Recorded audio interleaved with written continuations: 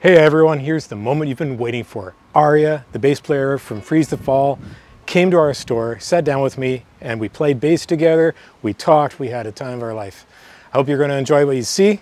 Looking forward to having the entire Freeze the Fall band here in the future. Rock on. So I want to talk pedals and stuff and amps and everything with you. That's a dark glass. Oh, that's the best. This is the one that goes between the alpha and omega. Awesome. So turn her on. This is a used pedal, I think. So the on-off switch might be a little flaky. Yeah. So just watch the level. Watch the light, I mean. But is your volume turned all the way up? Oh no. Okay. There we go. There you go. Oh, that's nice. So you can adjust it how you like to. So I want to ask you what you use. Yeah. I don't have a clue. So I use a dark glass as well. I use, I think it's the B7K, right? So that's microtubes. And then I also I have like a noise gate, and then just like I have a chorus I only use on a few songs, and then my other distortions are I have a red ripper and then a big muff. Okay, cool.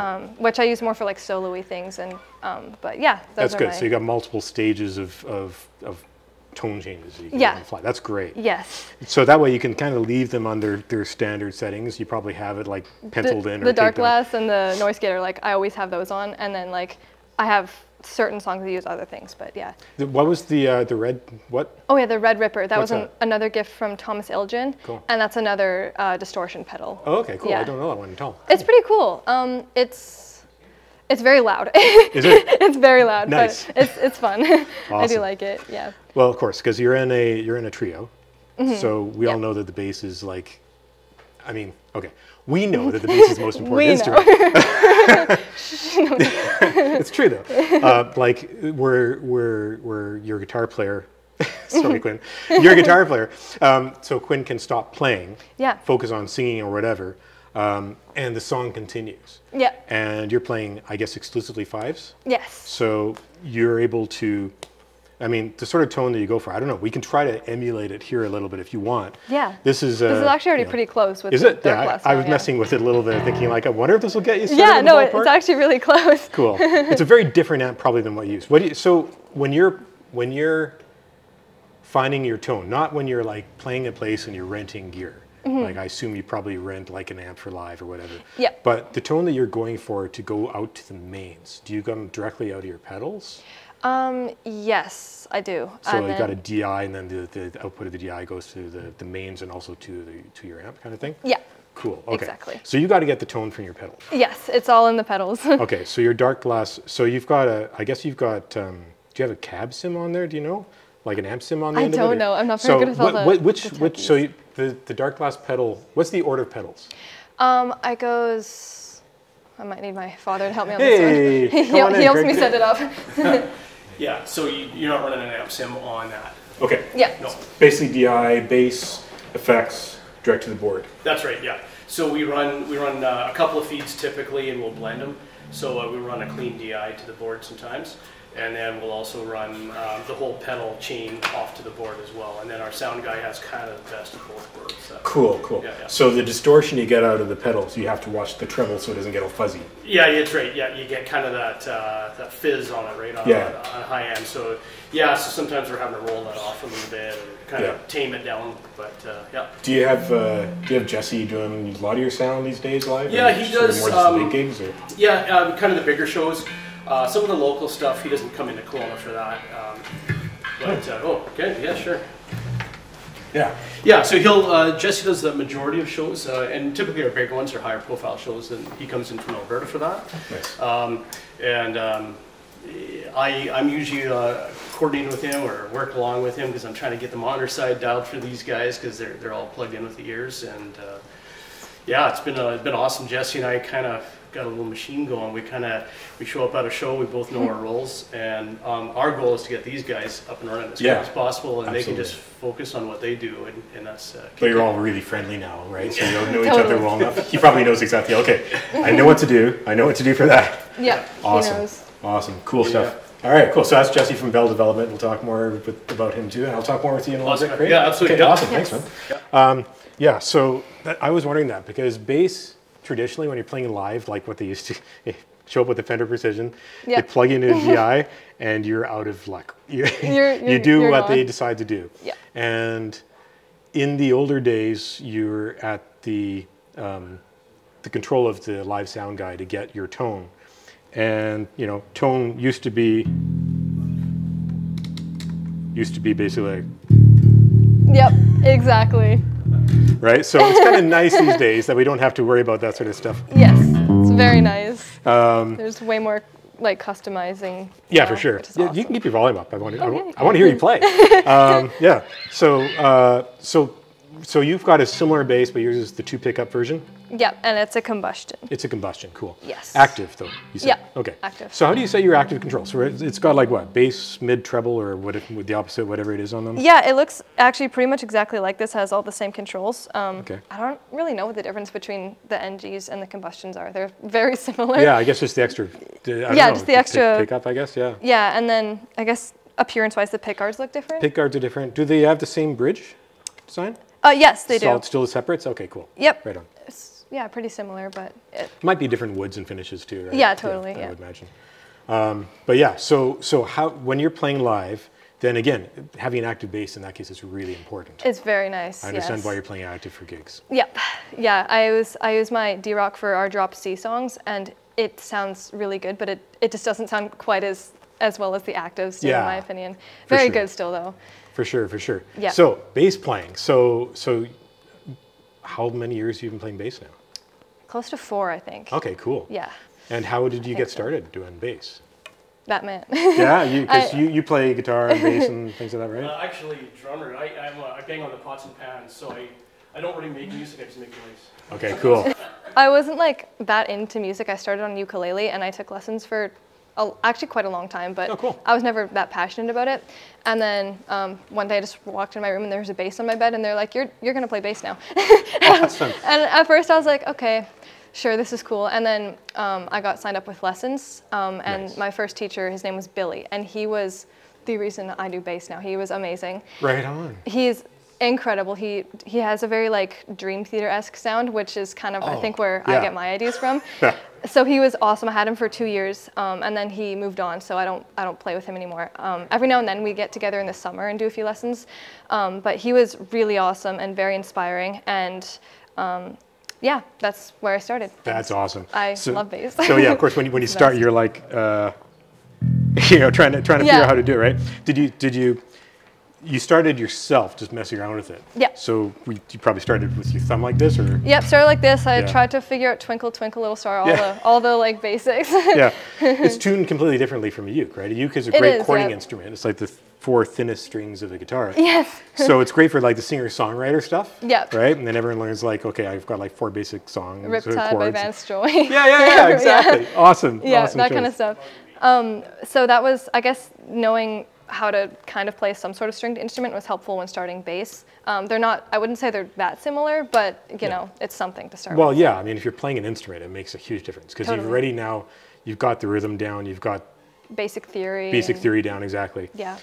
So your bass teacher, he teaches you physical bass, playing the actual instrument. Does he teach you other stuff like harmony or things like this for like lick ideas or songwriting concepts? Yeah, very much so. So the first year we started, it was more so just learning the basics of bass, and then after that was when we started getting into like really deep theory and all sorts of he almost taught me how to play it like a guitar. It was very interesting how he taught, and I've had tons of teachers since, and they're all amazing. No dissing. That's awesome. But yeah, he's been helpful with songwriting too. I struggled with rhythms a lot. I could never figure out how to write cool rhythms, but he was very helpful with figuring that out. So Nice. Very, very cool. Yeah, rhythm is an interesting thing, and especially is, in yeah. the type of music you write. Like I hear a lot of, and from what I understand, the three of you really write together and Yeah. work, and I understand that like it's all of you. Drums, your drummer's name is Jonah. Jonah. Sorry. No I had it worries. earlier. Hi, Jonah. Hey, Jonah. Jonah comes up with like clever ideas for rhythmic ideas and stuff. Yes, he's very good with rhythms. That's cool. Thank God. I remember the first time I saw anything to do with you guys, it was cell phone camera of a live show. Right. And I didn't know anything about you. And of course, the sound live on a cell phone was kind of iffy, right? A bit iffy, yeah. Had a hard time picking up the details. But his drumming was like, what? Amazing. Wow. One of my favorite things about Jonah is he's so good at rhythms. Like a couple days ago, I sent him a riff that I wrote, and I was like, hey, maybe you could come up with some drums for this. And he's like, what time signature is this? I didn't even know. It was 14/4. Oh, really? I did not know that, but he was able to figure it out. I was like, I literally spent 2 hours trying to figure it out, and I just could not. But finally, he figured it out for me, which is really helpful because that's like my biggest red flag when writing. I don't know what time signature I'm doing it in, but he knows how to figure it out. A lot of musicians don't, because if you're actually creating, you're creating like from your gut of what you want to come up with. You're not really thinking about the theory behind it in the moment, and then afterwards you go and figure it out. Usually that's what I do anyway. Exactly. And if you're thinking about it from theory first, then you're writing from an intellectual point of view. You're stuck in a box. Yeah. Exactly. It's really challenging to get out of that. It is. Yeah. I totally understand. I think of like something like Money by Old School by Pink Floyd. Right. Right? So it's like, what is it? Dun, dun, dun, right. So it's 7/4.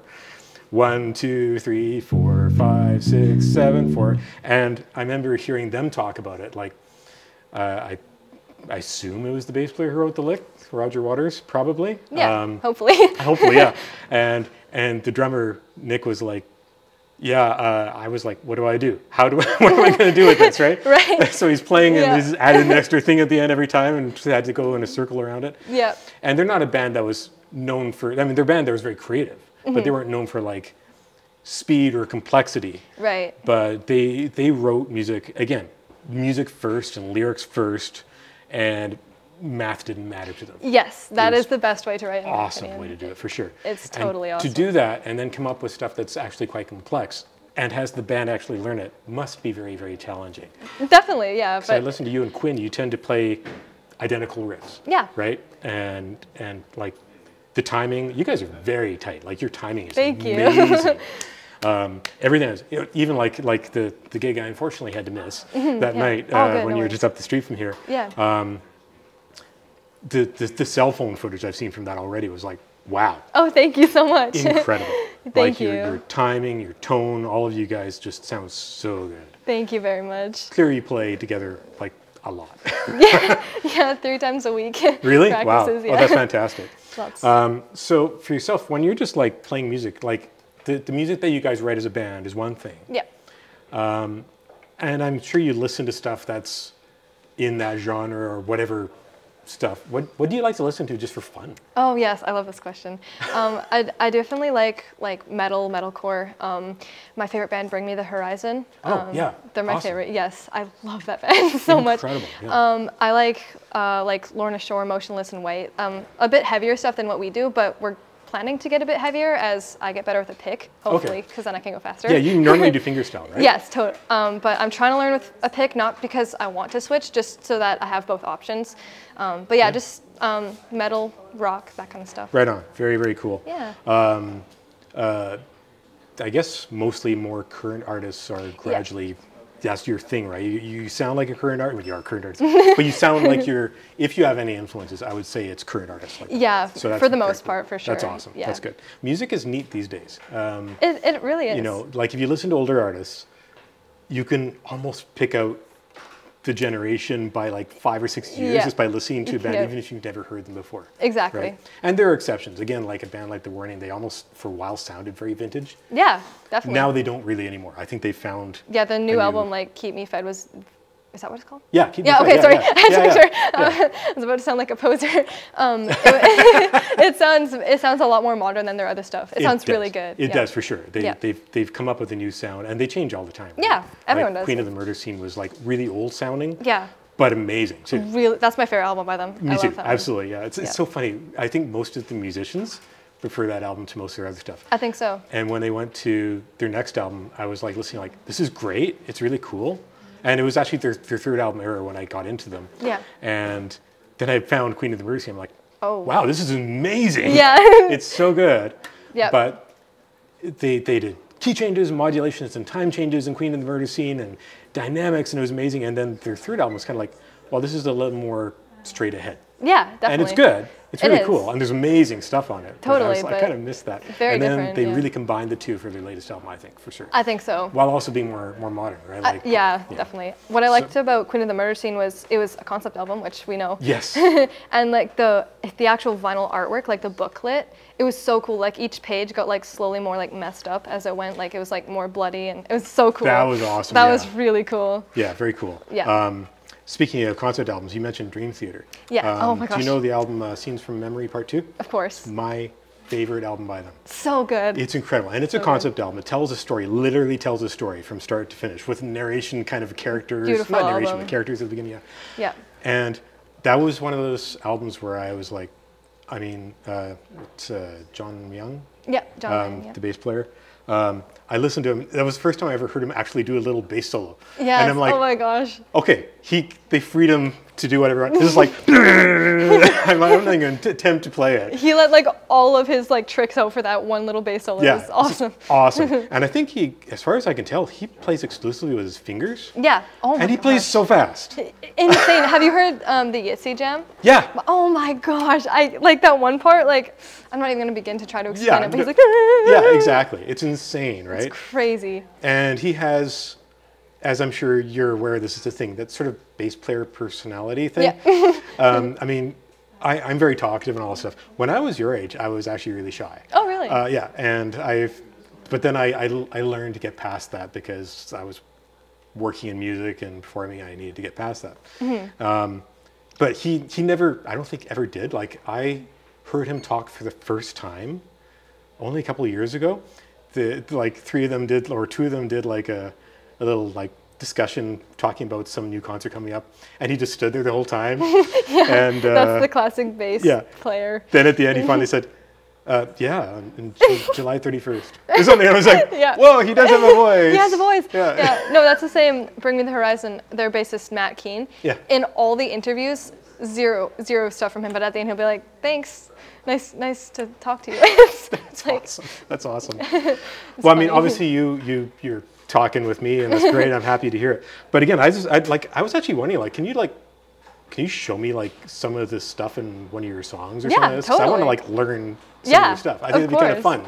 Yeah, I'll drop down. Is it okay if I make this drop D? Gosh, no. Of course. Do whatever you want to do. Yay. We don't have any drop D, but it's like the light version of drop C. So the E goes down to a D. Yeah. So I think. Oh. I'll be a cheater. You do that, then I'll get from you. I'll cheat. There we go. This song I'm about to show you. So it goes down to D on the E string? Yeah. This song is actually in drop C, but this is like it's kind of like drop C, but lighter. Yeah. So yeah, awesome. So yeah, let me hear what tone you're getting out of this thing first of all. Okay. So I'm all digital here, so.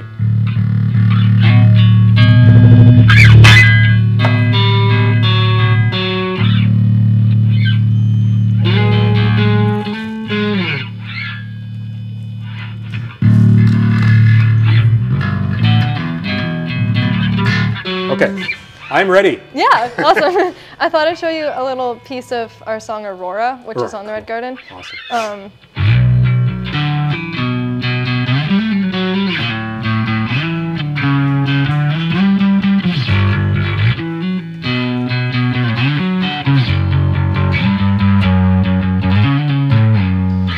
Got it. They finally let me have that. Can you turn a little bit so we can show this to the camera too? That's Yes. really cool. Of course. So, okay, so There's the a few beginning. flat notes in there, but it's okay. This bass needs some work. A little rumbly, or I saw something like that, right? So Yeah. how was that? Okay. Okay, so yeah. Right? Yeah, 1, 2. I love when you slide in and out. Yeah. That's another thing about your playing. I really appreciate that when I'm watching you play live. There's a Lots lot of of sliding in and slides. notes and out notes. It's one of my favorite things. Thank you. It sounds so good on a bass. Thank you very much. Sounds like terrible on a guitar. It sounds great on a bass, right? And that's very cool. It's just a good way to fill some space if there's a quiet part. Oh, for sure, yeah. All right, so you slide into it from what, like your third fret or fourth fret or whatever, which is wherever? Yeah, honestly, I don't really have like a certain place. Usually, I guess third, but. Okay. Oh, okay. Yes, exactly. You have the advantage of long fingers. Your fingers are longer than mine. And it's like. Put your hand up. There we go. Oh, that's not even funny. wait, I'll grab this one. Yeah. There we go. That's not even funny. Oh, it's man. small hands but long fingers, so Yeah. it evens out. Yeah, well, I don't know. I think it's an advantage you have. You're genetically engineered to play bass. All right, so. Exactly, yes. And then it goes like, wait, let me, oh yeah. Sorry. Whoa. Okay, so you're going up to the 13th fret. Nope, 12th fret. 12, close. Was that it? Yeah, that's it, exactly. Okay. So far, I'll go slow. Oh, okay.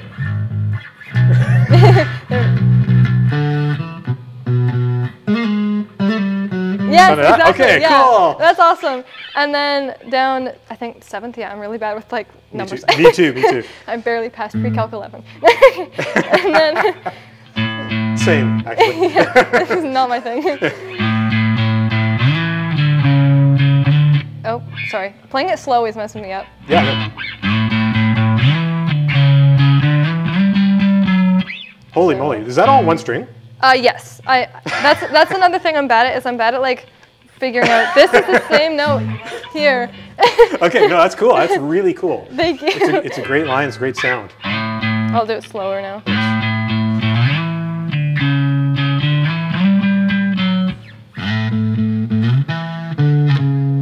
I'm playing my ear now. All right, so far. Yes, that was it. First try. Okay. One hit wonder. Actually, I don't think that's what that means. No. Okay. Okay. You got it exactly right. I was just doing it again. Yeah. Something like that? Yeah. Something like that? Close enough. Anyway. Yes. All right. And then the next one, down back on the C.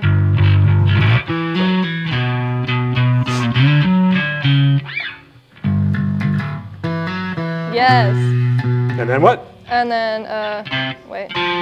Oh, sorry. Yeah, play the, yeah. Nope. Okay, wait, here we go. Yeah.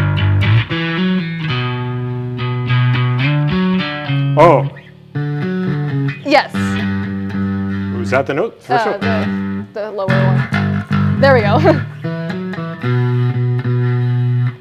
And it was something up here. There we go.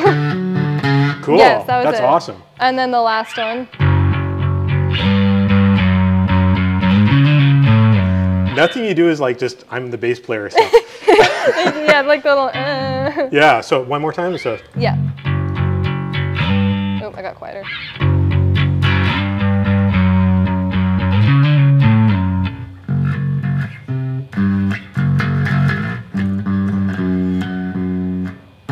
Was that it? Yeah, that's it. Or something Yes, like that was Okay, it, exactly. Cool. I'm not going to try to memorize the whole thing, but that was Yeah, of amazing. course. What a complicated bass line. Thank you so much. Holy cow, Yeah. that's amazing. Thank you very much. What I said earlier about bass being the most important instrument in the band, literally this proves it. Yay! All you need to do is play that, and anyone who knows the song is going to be like, that's the song. Yay! The whole thing Oh my right gosh. there. Awesome. And so you also do background vocals, right? Yep. So I've been a lead singer in groups playing rhythm guitar, like playing guitar, but then playing rhythm parts. When you're just going like, Yeah. you can sing happily because you just ignore your hands. Yep, It's exactly. fine, right? As soon as you do anything like on bass and try to sing, it's so the most hard. difficult thing in my opinion. I mean, It's so hard. they're all difficult for different reasons. Yeah. But on a guitar, you can sort of not slough off, but you can simplify Definitely. and have the band continue on while you're singing lead and focusing on it. It's still extremely complicated. I've watched what Quinn does. She's playing complicated things while she sings. Yeah.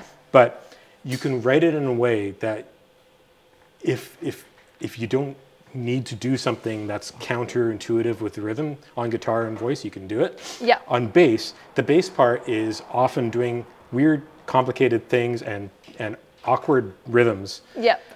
And it just makes it a little tough. Yeah, it does. And you can't sing at the same time very, very well. So I've tried that. I find it more difficult than even playing drums, simply playing drums, basic drums, not his level of drums, Jonah. And I find it easier to play guitar or play drums and sing than I do bass. Bass is just, you're playing a single note instrument, which also, you hear it in your head probably, right? Yes. So when you hear it in your head, yeah, and then how do you do that while you, so I can sing the bass part. Yeah, I can sing the bass part for you, yeah. Even like that part I just showed you, I'm singing during that at the very end of it. Really? Which took me so long to learn. That's bad. It's a pretty easy part, and it's only like at the very end of that, but like, still, it's a little tough. And of course you're harmonizing. So you're not singing the melody. Yep. You have to harmonize a third or fourth off or something. Yep. And that's a question of, I guess, just repetition, right? You just have to work out both parts and then slowly work them out together. Very much so. I remember when I first started doing backup vocals, it was really hard, and there was all these people like that would give me tips and stuff. Really, the main thing is just time, just practice. There's not really a special trick you can do. It's just completely knowing it with muscle memory. Yeah, and I'm still like learning it. There's still certain songs of ours, like our song Oubliette, I still struggle with the backing vocals in that one. Yeah. Oh, wow. That's a hard song, I've heard that. I can't do the ones in the second verse. It's like da-na-na-na-na-na-na. It's just weird. The rhythms are crazy hard too, and it's fast. So the song you were just showing me, you said it was Aurora? That one was Aurora. How fast does it actually go? Like, can you actually play some sort of up to speed? I'll play a second of it on the phone, and then that'll give me the actual time. Fair enough. If that's okay. Yeah, it'd be really interesting to see how fast it actually goes. I don't have the time memorized. Okay, Aurora. It's not your job. That's Jonah's job. Okay. Freeze the fall. I love how you're like Googling yourself. Here's Aurora. Oh, that's not Aurora. There it is. Okay. Okay, now.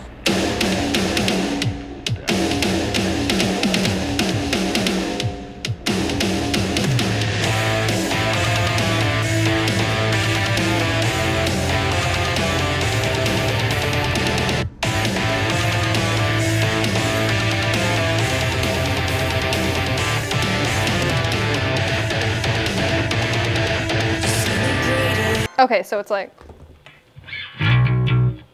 oh, sorry, it threw me off because I was drop C and this is drop D, so I was like, whoa. Oh, yeah, right. Oh, okay.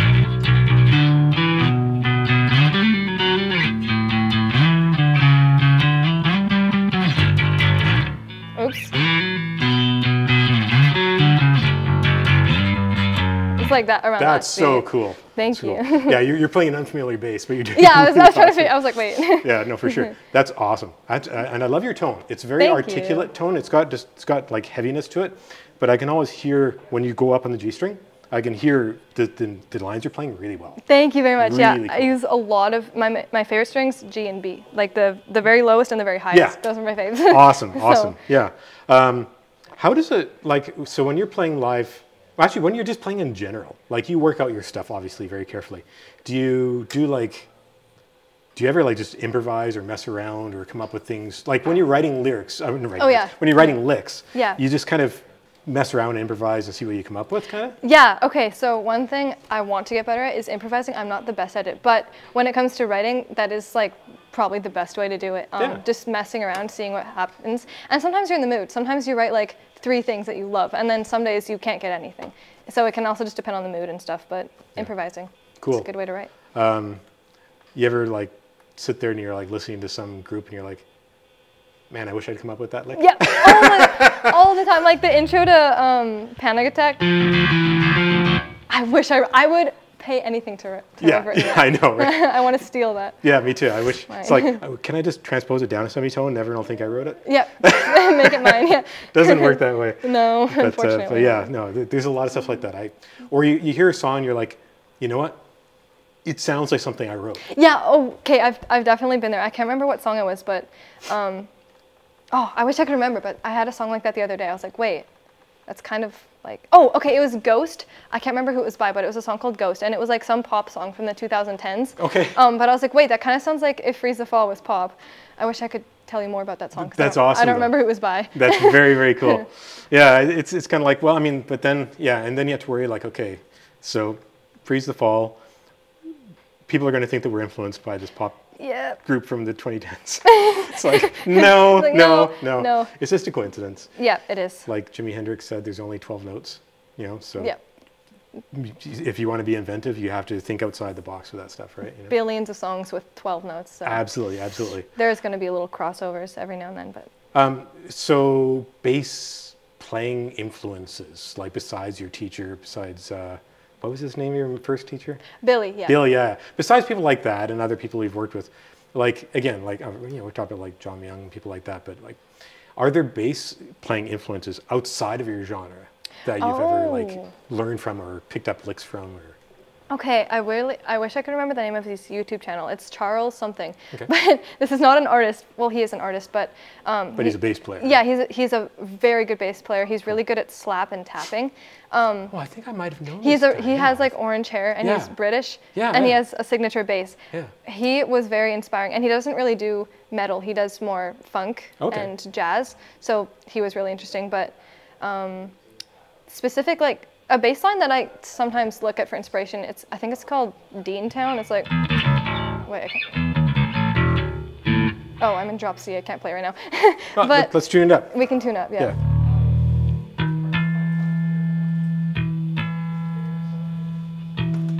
Something like that. Yeah, close enough for jazz. It was, I haven't played it in a long time.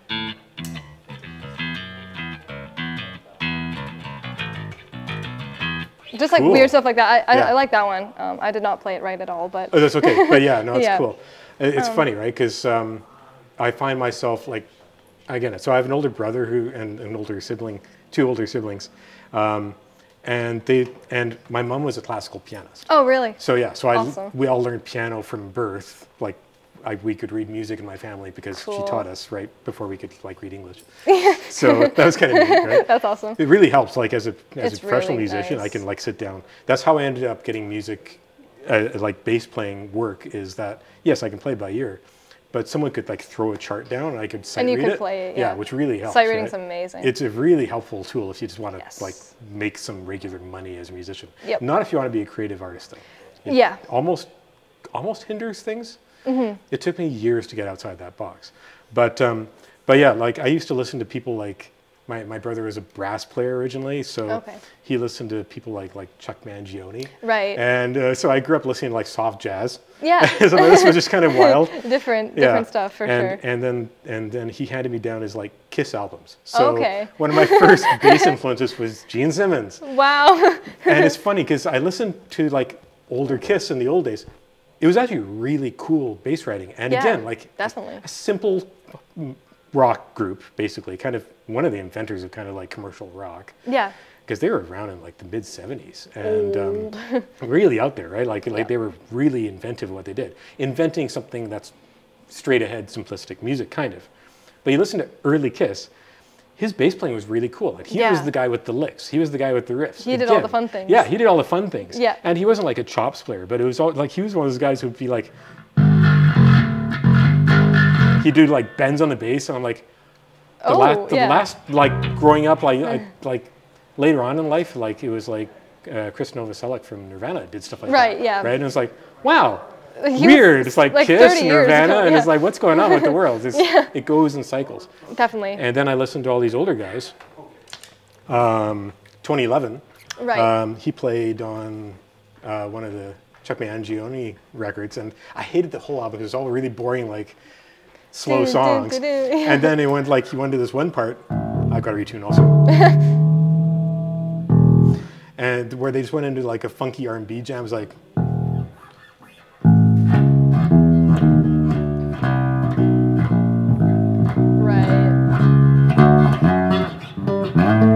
It was really cool stuff he was doing, right? And I was like, so I catch myself when I'm playing with anyone, and I'm like finding like I'm playing their parts, and they're like, you know, you can do little fills. I'm like, suddenly I find myself going, yeah, right. I'm like, oh, I sound very 70s right now. Sorry. Oh, that's awesome. Wait, I love that. But it's weird how these things kind of become part of your DNA when you're playing. Definitely. No, I love when you like improvise and you like play something that's like, oh wait, that was so and so. Like it's like it sounds like somebody else. Absolutely. Not like obviously in songs, but like just you're not like stealing ideas, but it's like sometimes you just find like, hey, this would sound really neat if I did this thing from some. If I did like a Tool-esque thing. Yeah, exactly. Tool's a fantastic influence. Great band. Really good. I'm trying to think of other bands that you guys sometimes sound like when you harmonize vocally, and you're doing your heavy riffs. I wish I could remember what they're called. I'll have to look it up afterwards, but you help me out here. They're, okay, this is going to sound so pathetic, I keep going back to the Warning, but Dust to Dust by the Warning frequently gets referred to as sounding like this band also, because they harmonize in minor thirds. Right. While she's doing, what is it? Yeah. I don't know the key of the song, but whatever it is. Yeah, that's I've never played it for him, but it's something like that. I don't know. Yeah. Maybe it's an A. I don't. That sounds right. It does, right? Yeah. That really hurts to play it up here. Yeah, it is a weird song. No, I'm not thinking it. It's like 3 or 4 words in the name of the band. I'll have to find out, and I'll post it on the video afterwards. We'll find it. But you hear these bands, and I think they're like not North American. Right. Like Mexican or Spanish, or not Mexican, but Spanish or some sort of background like that.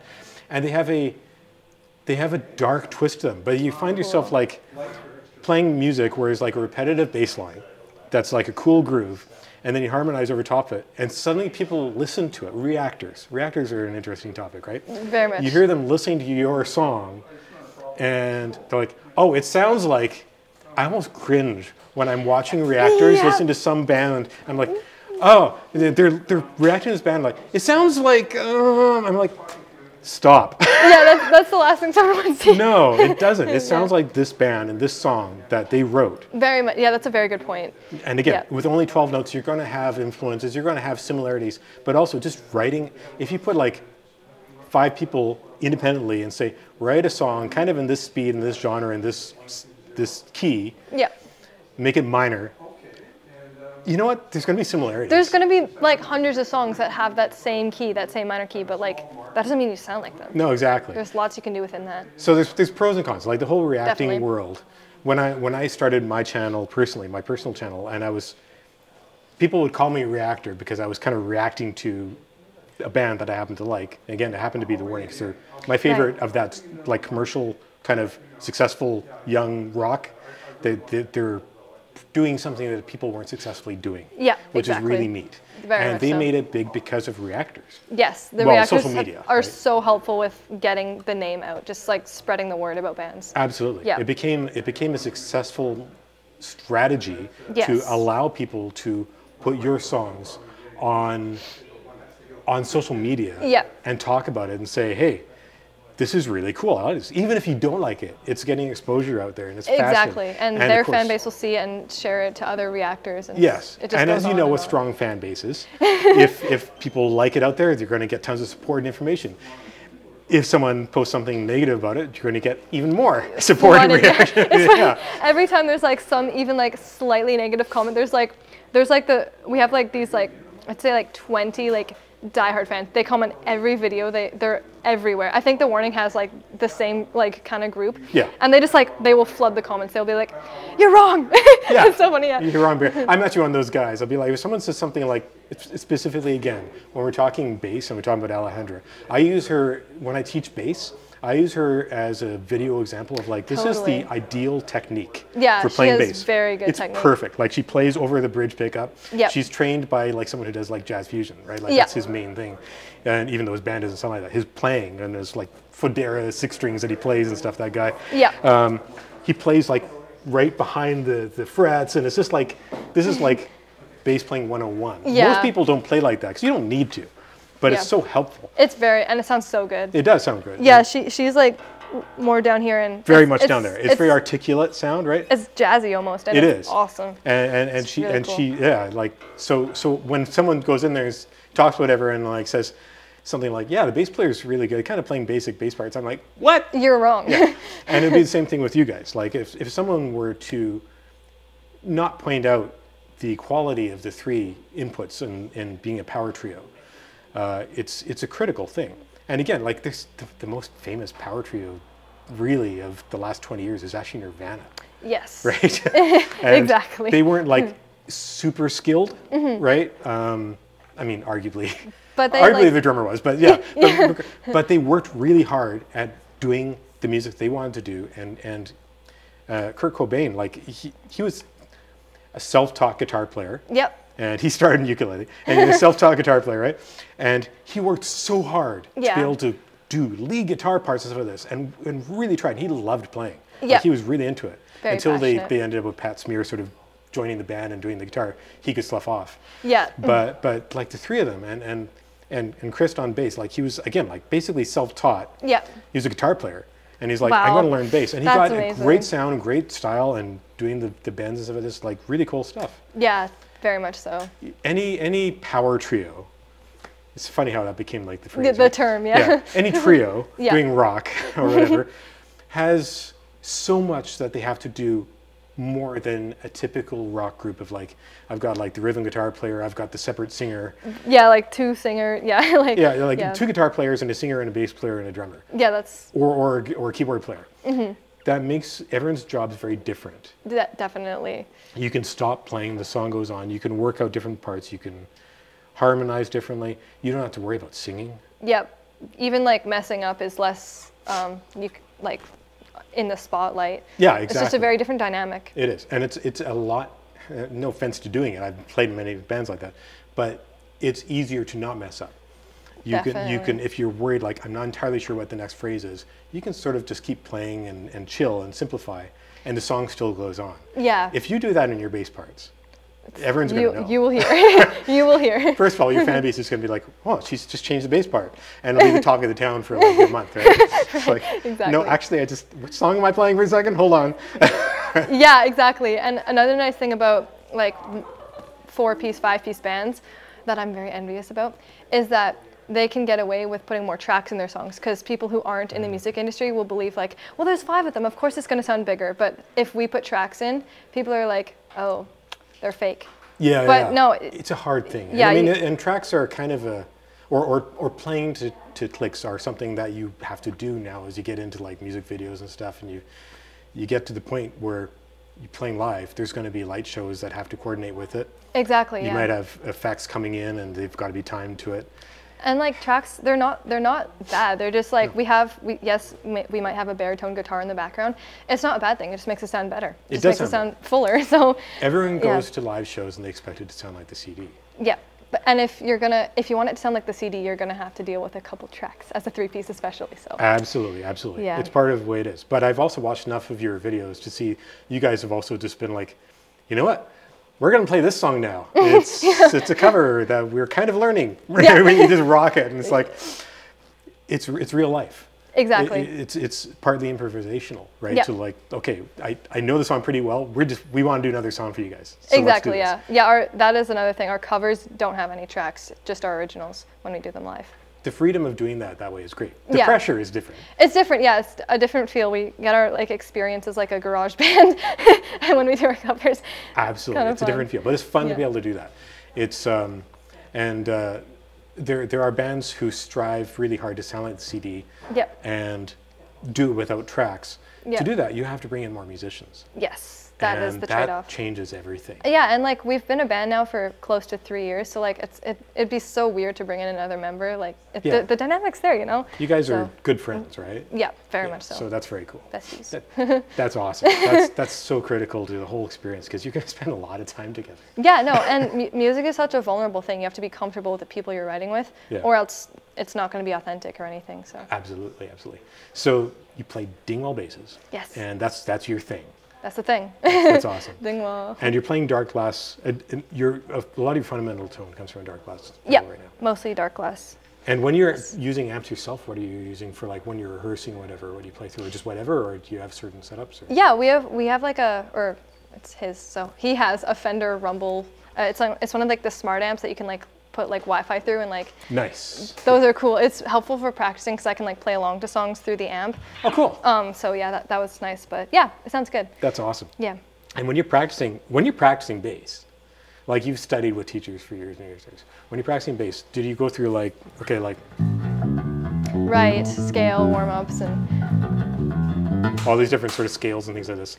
Okay, I'm gonna be honest. I used to be really good at those. When I was with Billy, he would be like, okay, if you don't warm up for like at least 15 minutes before with like arpeggios and like picking exercises, I was really good. I need to get back into it though. I haven't been as good as this last while warming up, but you've had less time. yeah, usually my practices go like freeze to fall, freeze to fall, freeze to fall. One song I want to do. Just kidding. It makes absolute sense. But I mean, you've also been like super, super busy just in life in general, from what I understand, right? Like, For sure, you're doing a lot right now. For sure. Outside of the band as well, because I mean, life is very, very busy. You must have a lot of stuff going on, like life decisions right now. For sure. That are scary. Yep. But nothing's permanent right now, right? I mean, you've got the band. Yeah. And, you know, school decisions, I guess, are coming up if you want to do certain things. It's kind of the most exciting time because you have the freedom to choose what you want to do. Yeah. If you do college, if you do courses, if you do full college, whatever you want to do in life, nothing in that is permanent. It's the freedom to, if you want to study something, you can literally say like, I want to study art, I want to study physics, whatever, right? Yeah. I want to study creative writing, I want to study music, I want to take it to your level. There's so many things you can do. Exactly. Do you have sort of like ideas of what you want to do, or you're just kind of like thinking about it still? Or? Yeah, no, totally. I want to look, I'm really interested in like the fine arts. So like I'm really interested in watercolor and I'd love to study that more. Cool. Also fashion design and graphic design. I really like to pursue like post-secondary. That's awesome. But music is the main thing. So for sure that will be the priority, but cool. I'll try to find a way to do both. Have you done any like art stuff that's been related to the band that we would see anywhere? Or? Yes, a lot. I help design a lot of the merch, and then also so Red Garden concept album, as we talked about. Yeah. The character designs were done by me, and then Nice.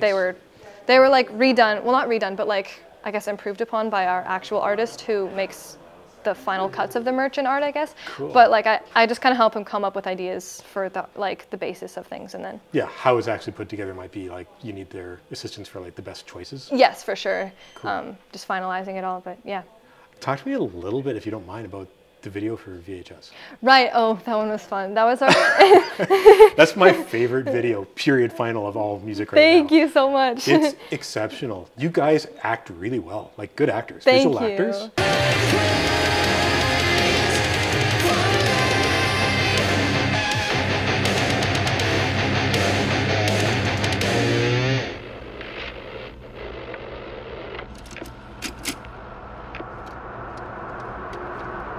Yeah, that was I like to say like when you want to be a musician, you don't know you're also signing up to be an actor, and like all these other jobs come with it. That was our first time doing a storytelling music video, because like all of our other stuff before that was just us playing our instruments in a cool setting. But it was really fun. Cool, literally and figuratively in some sense. Yep. Yeah. But we are all like really big horror movie fans, so it was like our own little taste of having our own little horror movie story. It was really cool, and it's not at all tied to the lore of the Red Garden, but it was such a fun, crazy story. Our director Evan, Orphanarium, check him out. He's amazing. Sorry, he is very intense. So he'll be like yelling at us to get us in character. He'll be like shrieking at us as if he's like an actual serial killer. Get you upset and angry. Yeah. He is actually terrifying. Wow. And then the other person, Teddy, who's the editor of the videos, she played like the killer nurse. Oh, cool. Yeah. So Fun. she was also very scary. Just to like be in the same room as her, like, oh. And really? Also like the shack that we like recorded like the first half of the music video in, it smelled like a dead rat, and it was like 40 degrees. So it was the that mood, all contributes to the mood. Yeah, we were already in quite the mood, and then there was. Okay, Jonah got covered in fake blood as well, so he was also sticky and sad and all these things. I can imagine, like outside video. of the takes, you're probably like just grumbling, like, okay. Okay, another take. No. I'm itchy. I can't scratch my ankle. What do I do? And I was like hung up by like to those like the ceiling or whatever. Okay, the second half of the video, I was up there for like 7 hours. I was not allowed to. When you're like in the band playing, sort of that part of it. Yep, I was stuck on that stage. Because you're still attached. Yep. I was. There was 2 wires coming from here and then also up here, and I was stuck on that stage for so long. Eventually we thought to get like a chair on stage so I could finally sit down. Oh yeah, right. But we didn't think of that till like 3 hours in. You must have been exhausted. It was quite the day, but it was so fun. I think that was That was probably my favorite video we've done, like experience-wise. There are a lot of really good videos, though. Thank you. You guys are very creative. So how does that work for the creative side of things? Like, I mean, obviously you guys have input of like the concept of how you're going to do a video or what it's going to be about, probably. For sure, yeah. I know you have a team that, Yeah. that does the videos with you guys. Yeah, we work with, so I mentioned Evan. Yeah. We work with him and we come up with a concept. And then everyone in the team, like Freeze the Falls band family and then Orphan Air, we just all go crazy getting all the things we need and filling out the story. It's music video time is chaotic. It is crazy, but it's so fun. Yeah. Yeah. I'm sure. So I fun. heard something about like the first time you worked with them trying to do the like a video thing. I think it was your manager, your mom, Hey, saying, she's right there. saying that like the original concept was like, okay, so we're gonna do like 5 videos, Yes, kind of all okay. at once, and there was like this. There was no knowledge of like, is this normal? Yeah. Seemed like the thing to do. Yeah. So that was I mean, it's efficient, I suppose, right? our first EP, Thrones. That was what we did. I mentioned VHS was our first storytelling video. Yeah. But all of the music videos for Thrones were done 5 music videos one day. And then it was funny because one of our music videos on the Red Garden, that was one video that took 5 days. So it was just cool to see like how how that changed. Anyways, that was a weird point. But, No, that's yeah. awesome. I can imagine because like you're in a limited space. Yeah. You can't just say, okay, now we're going to drive like 4 hours out to a totally different location. Yeah, exactly. And it was like December 28th, so it was very cold, and we were there a long time. It was, we didn't even know it, like you said, we didn't even know that was like not how it's done. We didn't know some videos take 2 weeks to film. Yeah. So 5 videos in one day was a lot. But Yeah, but I mean, you got was it done, fun. and it Yeah. turned out great. we got it done. Awesome, That's what awesome, matters. awesome stuff. No one Also died. funded by fans. Yeah, Kickstarter, right? Kickstarter, that's Yes, cool, yeah. Kickstarter. Fan fundraising, again, that's something that I only learned about from The Warning originally. Yeah, Because that's how they did the us first too. 2 albums, right? Yeah. And you know, it's great to have fans that are that dedicated. It's also great to have fans that are in a position to be able to do that sort of thing. Very much and so. they chose, it's an investment for them. Yeah, They chose to invest in you guys. exactly. Because they know that the outcome is going to be worthwhile. So they obviously see what you guys are capable of doing. Yes. That's fantastic to have that kind of support. We are very grateful. That's awesome. It's Yes. funny because again, like Jesse said, like I need to react to you guys. The funny thing is, I stopped reacting to The Warning. I started doing music analysis of The Warning. That's Right. become my main thing, being a professional musician. I sit there and I like analyze what everyone's playing, the chord changes and the rhythms and some of this and how they get into it. Right. And I still have yet to actually do anything like that for your group. Oh, wow, yeah. So I was like, well, I guess it's about time. Yay. So I'll have to start that's looking into fun. them in depth because it was great to pseudo learn parts of one of your songs. Because Yeah. I actually, when I'm watching your videos, you know, it isn't always on you. It should always be on you. I'm the bassist. It should always be on you, but it isn't always on you. So I can't always see what you're doing. The cell phone videos are actually more revealing because I can see what you're Right. playing, but then I can't always hear what you're playing. Yep. So I need to take the two and put them together. Put them together, yeah. Make a learning video. This is how the bass parts actually go. But the complexity of what you did and the tonality, it's very neoclassical actual. Oh, really? It's very cool. Very Oh, cool. that's a yeah. big I compliment. found that really fascinating. Thank you so much. Which is where a lot of the more interesting metal, darker metal, tends to come Yeah. from that background. Yeah. It all started with like guys who were like if you look at Metallica, Yeah. like the original Oh, yeah. bassist, right? Yeah. He was a classical musician who was like, oh yeah, look, sure, I'll join you guys as bass player. And he started writing all these really ridiculously complex stuff. Yes. And these complex parts, and pushing their limits as musicians to learn the stuff, and they did it. And I mean, they became like legends, right? Yep. And it's just the sad truth that he wasn't able to be with us for very long. Yeah. But just brilliant musician, and it takes someone like that Yes. to go into it. You guys come from you're trained musicians, but like I have that classical background. I sort of look at it Yeah. from that perspective always. It's like Corelli and things like this, old Baroque musicians, and you take them in there. Vivaldi, you take some of the lines from things like that. Yes. Bach, Exactly. happy things like that. Yeah. And then dark pieces of music.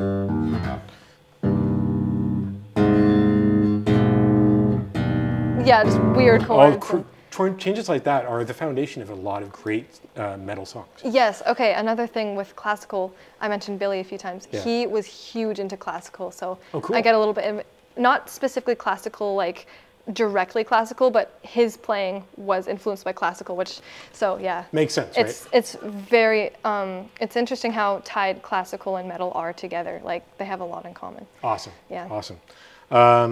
Cool. So, all right. So we've got your basic stuff that you work with.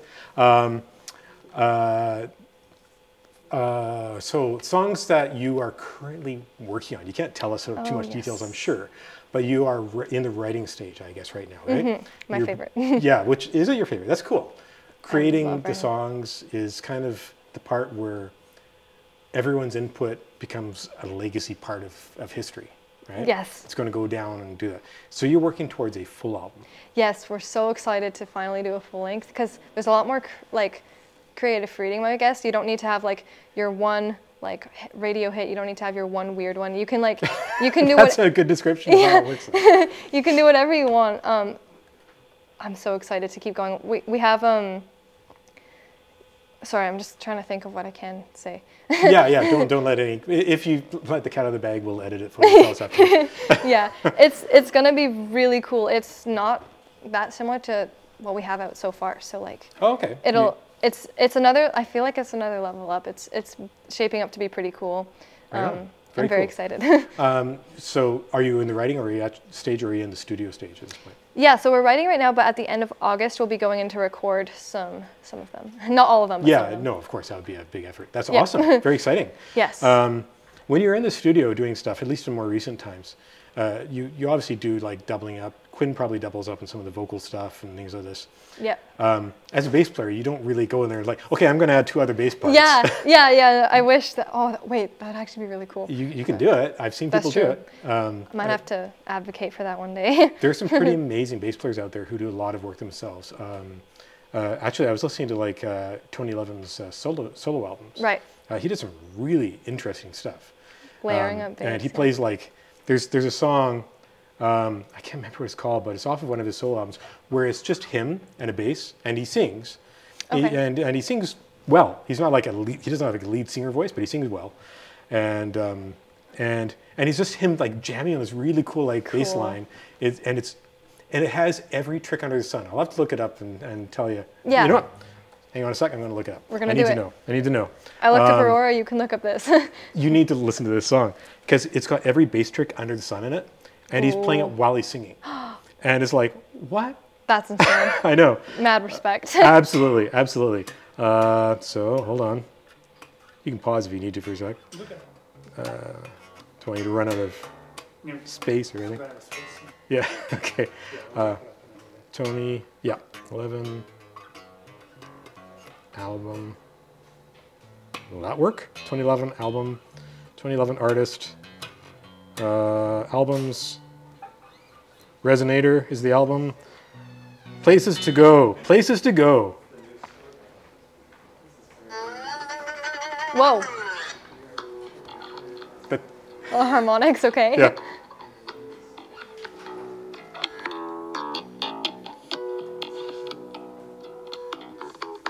Whoa. He's doing this on a 4 or 5 string ernie ball. Hello, Mars. How do you do that and sing at the same time? I know, and listen to what he's playing.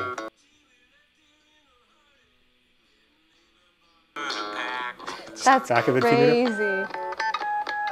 And on. So you got to check that out. Places to Go by 2011. Okay, I'm definitely checking that out. Freaking amazing.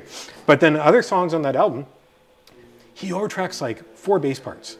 He's doing like, he'll add even a fretless. Have you ever played a fretless? No, it's but fun. I don't have any here. I wish I had one here. It's fun because you can play it just like a normal bass. Yeah. But then you have the option to do like sliding vibrato things or like violin stuff. Yeah, or like, you know, how you can like, the harmonic series on the bass is cool. You can actually, if you learn it.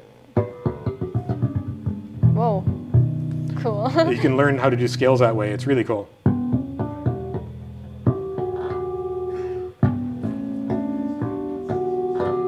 I love harmonics. They're so like spooky. Yeah, it's really neat. They sound very nice. But you can do harmonics where you hit one. You can slide up, and on a fretless, it just does the harmonic and it slides up and it goes. It's very cool. Oh, wow. And tapping, of course. Oh, yeah. I bet tapping is crazy hard on a fretless. It is, but you can do it. But I it did it sounds for a really few good. years. It was actually really fun. I played it fretless exclusively for a few years, Wow. and I was hired out for gigs, and people didn't realize I was playing fretless. Oh, so I was cool. just playing really carefully. Awesome. Oh, And then I that's do awesome. something like that, and they're like, wait, huh? Wait, what? It's fun. It's fun.